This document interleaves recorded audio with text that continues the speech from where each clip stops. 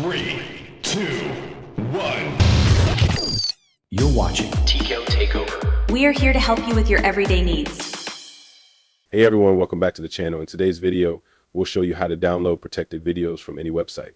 To get started, open your browser and search for Video Download Helper. Click on the first link that appears and select the appropriate extension for your browser, whether it's for Google Chrome, Firefox, or Microsoft Edge. Since I'm using Google Chrome, I'll click on the Chrome Web Store and then click Add to Chrome to install the extension. Once the extension is installed, click on this icon and open Video Download Helper. Then click on the settings icon. In the settings, under the general section, you'll see an option that says Companion App Not Installed. Click on it and you'll be prompted to install a companion app. If you're using macOS, you'll be offered a .peg or .dum file, while Windows users will receive an .x file. Download the file, open it, and follow the installation process.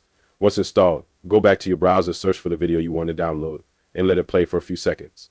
Then click on the Video Download Helper icon where you'll see the video along with the download arrow next to it. Click the download arrow and select Use Browser to save the file to your desired location.